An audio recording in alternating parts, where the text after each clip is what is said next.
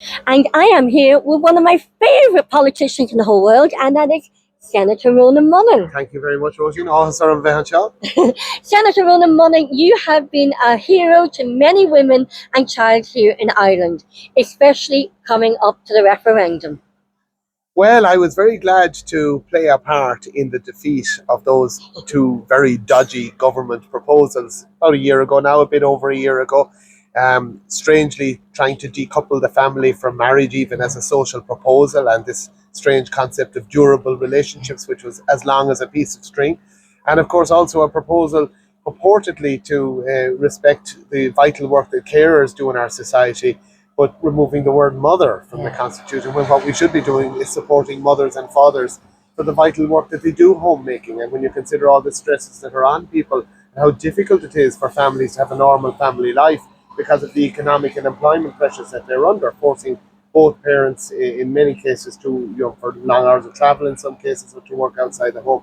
So, it's really important that our governments would start getting their priorities right and promote a culture of enterprise, but also recognizing that the family is at the heart of society, and we need strong families. And that is with great respect to people in whatever situation they find themselves. We can always provide for the need where it is, but we should be promoting families, and we should be promoting fathers and mothers bringing up children. And we know how much children need the support of their parents in their lives. I just felt there was too much ideology behind that proposal. People weren't being told what was the real agenda behind it all. But people of good sense, and as the debate unfolded, it became clear that they were impatient with the government's whole approach, and those referendum proposals were resoundingly defeated. And I was proud to play a part as one of the relatively small number in here who, at least on this occasion, saw clearly what was going on and were willing to speak up. And credit to Sharon Keoghan and Michael McDougall and all of the others who gave such great leadership. And also, you have been a great advocate and a staunch leader in free speech here in Ireland.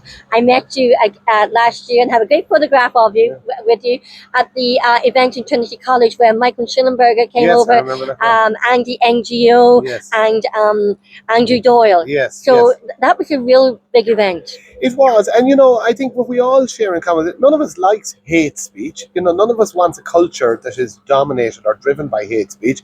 We can all accept that there's some really toxic stuff, it's online, and it is the Wild West in many ways. But there are ways to try and influence human behaviour, to get people treating each other with love and respect, to conduct debates on important issues and on sensitive issues civilly. What you do not do is you don't put people under the threat of the criminal law for speaking their minds, even on controversial issues, unless it's very clear and obvious that they're imposing, doing something harmful to society or endangering on other people. There are, of course, situations where you can criminalize forms of speech that directly endanger other people. If I shout fire in a theatre, or any number of things, or if I, encourage violence towards other people, that has to be, that's what criminal law is for. But it is not for regulating public debate or keeping people polite when they go online. I wish people would be polite when they go online, but I don't want to use the criminal law to force them. I'd rather we use the education system. I'd rather our churches were able to influence people towards, Christian, to use a word that we can impose more widely or propose more widely, but that people would deal with people in a manner that was always called the Christian way to deal with people because of Ireland's Christian culture, or to deal with people with the respect that we all deserve because of our human dignity, whatever situation we're in. But I hope now with the talk that this hate speech legislation is going to come back in some form. I think one thing we have to really look out for here is the government saying, we're doing this because we need to be in compliance with a particular EU decision. I know the EU decision they're talking about. It was tacked to the back of the legislation last year on the so-called hate speech, incitement to violence or hatred legislation. What is very clear is that the legislation that the government was proposing last year went much further than what that EU decision was requiring. And if they were only doing what the EU decision was requiring, I don't think we would have very much controversy. But it is that they're taking an inch, or getting an inch, and taking a yard, and trying to create certain kinds of restrictions on free speech by, for example, not defining terms such as hate or hatred, so that those terms could be misused. And of course, we have this strange definition of gender, Yes. which they did introduce into the residual part of the law they brought in around hate offences. And now I see that definition of gender, which means anything you want it to mean. It's not the distinction between male and female anymore.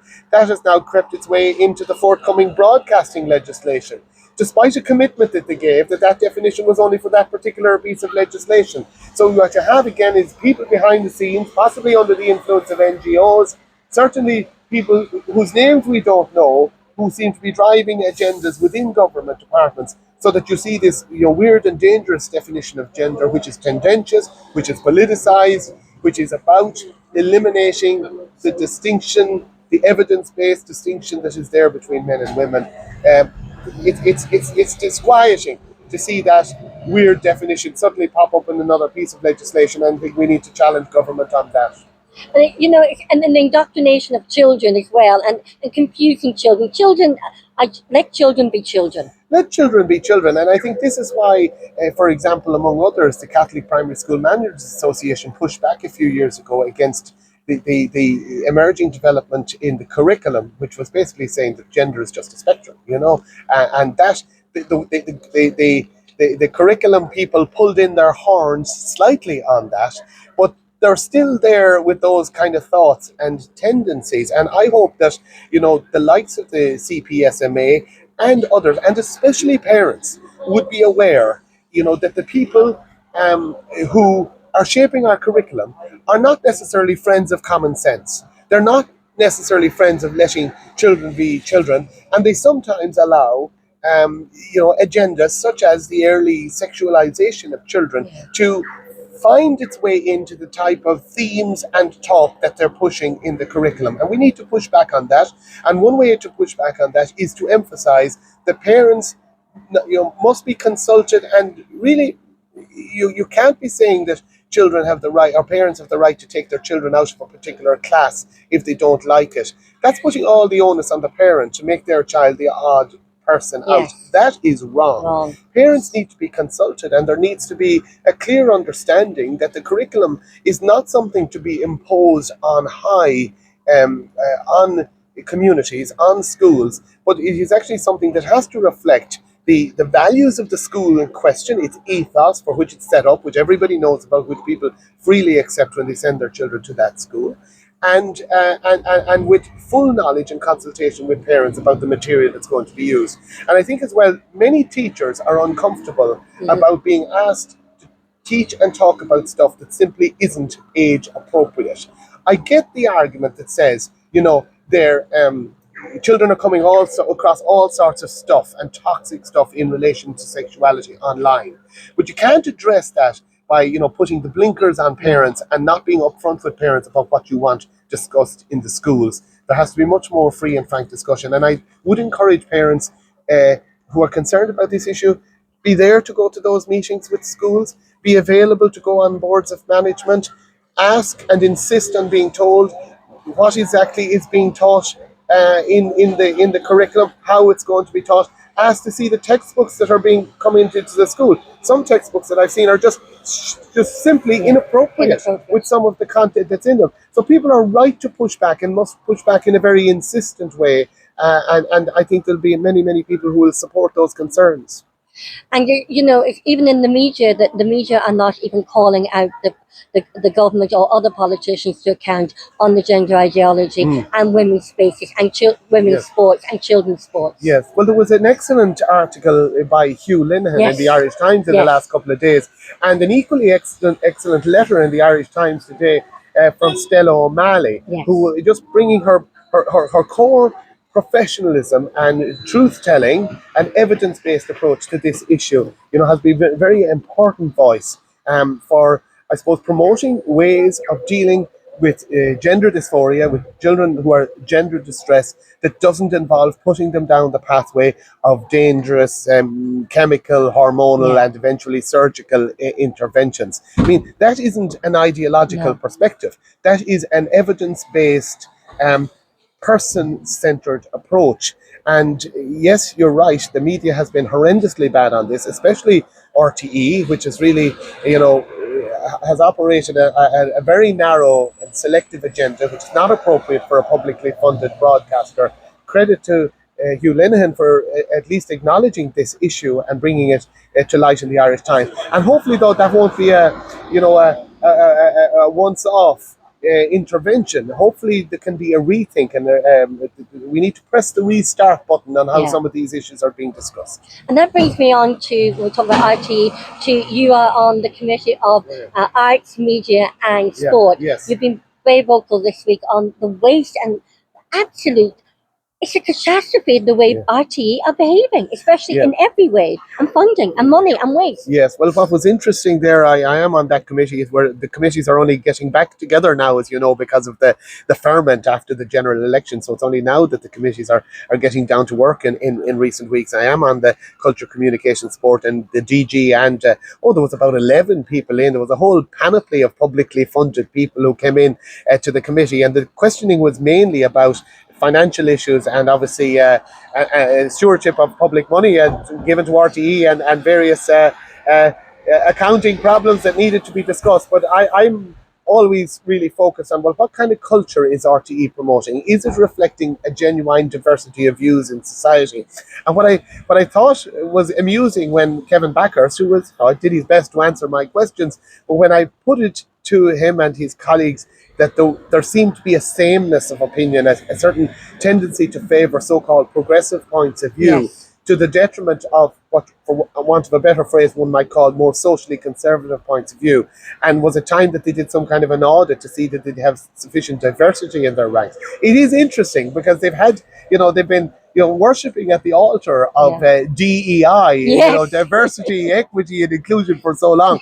But what that God seems to have brought them is a lack of diversity and a commitment to a lack of diversity on a certain amount of issues. And I thought to put the cap on the irony was when Kevin Backer said, "Oh well, we can't be doing an audit of the various political or religious views." Of course, I never said anything about religious views, but he said, that would be like North Korea. Well, I'm sorry, the last time I looked, North Korea used their authority in North Korea in order to impose conformity, not to ensure diversity. So I don't know where he got that particular line from. But again, what I'm hoping is that people will take this up with their politicians. I did notice that I sensed there were quite a few politicians around me on that committee who would have agreed with some of what I said. They didn't open their mouths because there's a party kind of line on these things. Oh well, we better not get on to that, and that I might get asked questions about that. People need to ask their politicians, will you please speak up on some of this stuff, because it is not healthy to have a publicly funded. And now that we're committing $750 million to RTE over the next few years, it's a lot of money. Yeah, it's a lot of money. Like there has to be a commitment to genuine public service broadcasting, and that's why I said there needs to be an audit of how RTE is fulfilling its public service remit. You can't be taking the money and saying, "Now, thank you very much. Now leave it to us to decide what's fair or not fair." I'm sorry, you are ignoring whole swathes of the community and their ideas and values on some issues. That has to stop. And that brings me on to surrogacy. You've also been an advocate. We're certainly doing the tour of the issues. Oh, we are? Yeah. Well, I've got you here. I'm going to make the most of it. Absolutely. Surrogacy. Yes. And a lot. That itself takes away. It's like rent to one. Yeah. It also takes away becoming an industry, a surrogacy, and it takes away that bond between mother and daughter. Yeah. And it's a form of human trafficking. Yeah, well, what is remarkable about that assisted human reproduction bill was how late in the day this Part 8 on international surrogacy arrangements came in. And of course it came in on foot of the work of a committee in the Oireachtas, which was very one-sided, which was not readily facilitative of different points of view. And my friend and colleague, Senator Sharon Keoghan, had a difficult time dealing with fellow committee members on that. But in the heel of the reel, you had the government introducing international surrogacy provisions, effectively commercial surrogacy by the back door, under the guise of allowing the payment of reasonable expenses. At the same time, you have the updating of an EU anti-trafficking directive, the recast directive, which mentions the exploitation of surrogacy. At the same time, you have the IHREC, the IREC, the Human Rights and Equality Commission, basically writing about this. It's chapter on surrogate and basically saying there is no way to police international surrogacy arrangements in a way that prevents them from exploiting people. Yeah. How exploiting? By commodifying children, first of all, and by using the bodies of poor, economically Yes. disadvantaged women who are being asked to carry children who may or may not have a genetic component of the surrogate mother, and to carry children to hand it over then to a commissioning couple or indeed a commissioning male or female single person. Completely wrong. It goes against every instinct that we should have about protecting human dignity and protecting the vulnerable in society. But as in so many cases, and you see this with abortion, you see it, frankly, with our divorce laws, you see it now with surrogacy. In so many cases, we talk about children's rights, but in reality, children's rights only seem to start when certain adults have got what they want. And that is massively hypocritical, and it is something that has to be pushed back on. Where are we at with this? That legislation on commercial surrogacy and international surrogacy, so called, hasn't been implemented yet. I wrote a letter seeking information about what consultations they were doing. They did not mention this issue of how to reconcile the provisions of that new law with the requirements of the European Anti-Trafficking Directive. But we have reason to believe that these questions are being asked internally, perhaps coming from the Department of Justice as opposed to the Department of Health, which were driving the surrogacy agenda here under the former minister Stephen Donnelly. I think I find it hard to remember a time when such controversial legislation went through so quickly with such little media debate. It was almost as though, again, public service and the private sector as well, very little about it. If you had people being interviewed at all, it was basically surrogate parents or commissioning parents, activists for allowing these things. They just ran away from putting any of the hard questions or platforming any of the hard questions on this issue. But there's still time for people to put pressure on the politicians to say Part 8 of that legislation has to go. Either not be commenced or deleted at the next legislative opportunity. And that's what I would like to see happen. Have we learned nothing from Ireland being on tier 2 of the child trafficking World Watch List? Yeah. Have we learned nothing from the mother and baby homes? Well, that's it. You have the hypocrisy of people who talk about, let me not say people, but the hypocrisy of the perspective, that talks about the ways in which women and their babies were treated in crueler times, in times when this country was poor, in times when we leaned towards institutionalizing people as a way of dealing with problems. You only have to deal with, think about the countless numbers of people with mental health problems who were institutionalized inappropriately in the past.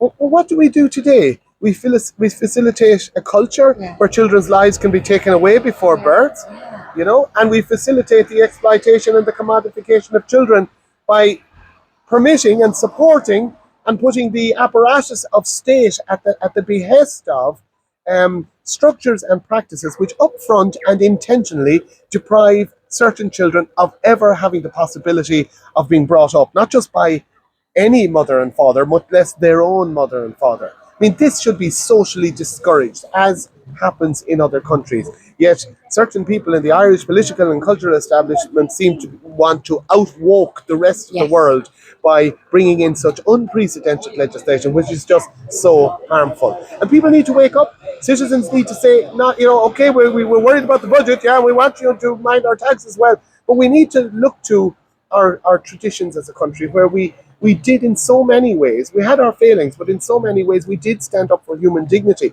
Think of our pro-life laws. Think of the work that our missionaries did abroad, building up and giving an education. Think of all the work that was done giving education and healthcare to the poor. Yes, massive failings in the past, things we must learn from. Nobody wants to reinvent the past exactly for what it was. But good conservatism is about preserving what's good in the tradition and then applying that to the future. What we have seen in these areas is really a social revolution.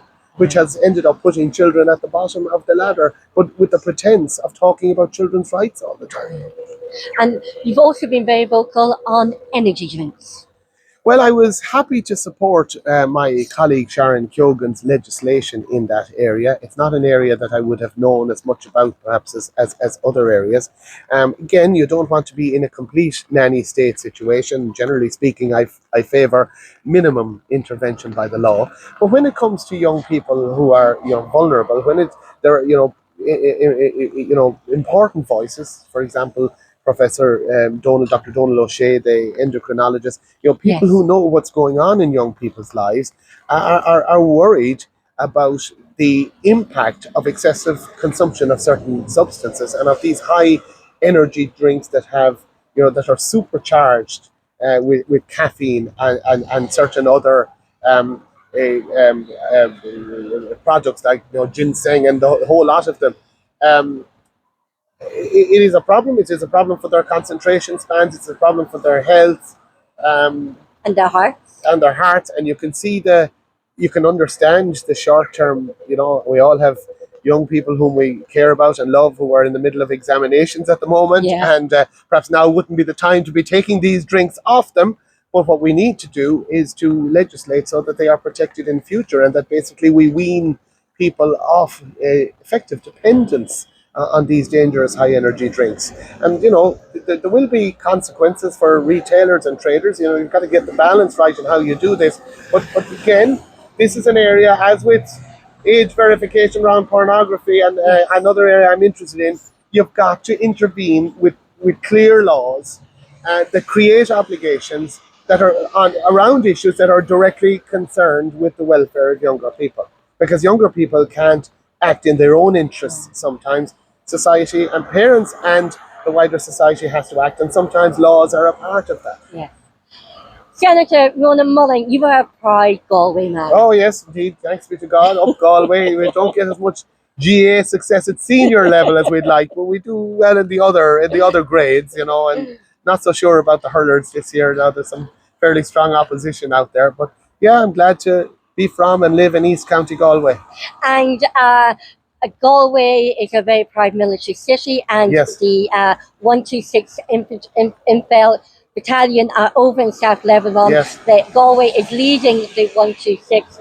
And would you like to just look to the camera and give your support to the men and women from Galway over there, and also all the Defence Forces, because it's 20 members from Kilkenny, the 3rd Infantry Battalion, over with Galway as well, and to their families back home. Yeah, well, thank you very much for this opportunity. There's a lot of talk at the moment about our triple lock and all of that, those issues.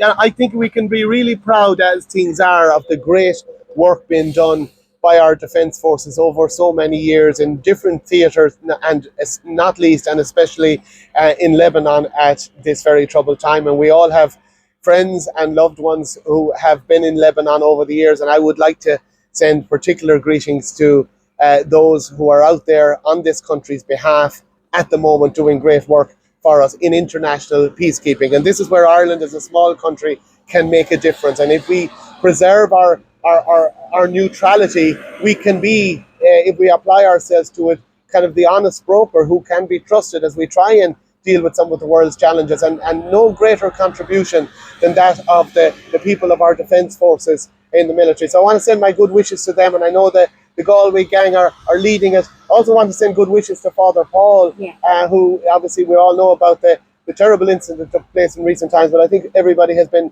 inspired by his very Christian witness of love and forgiveness in the face of that terrible incident that befell him. So best of luck to you, Father Paul, and indeed to all there. Come back safely. And to my son. And to your son. May you all come back safely, and thanks for what you're doing on our behalf. But Senator, I'm going to call you father. No, not Senator Ronan Mullen, my favourite politician, along with the other. Very bad taste. You have been such a great advocate for women, and especially with everything that's happened over the last couple of years. I like to thank you personally from my heart. Thank you so much. Thank you. Count on my effort. I don't know. I can't say I'm always right, but I'll always try and get it right as far as I can. So, Mila Buikas. Well, no one's always right. That's true. Thank you so much Thank indeed. you. All the best. Thank you. Bye bye. Bye bye.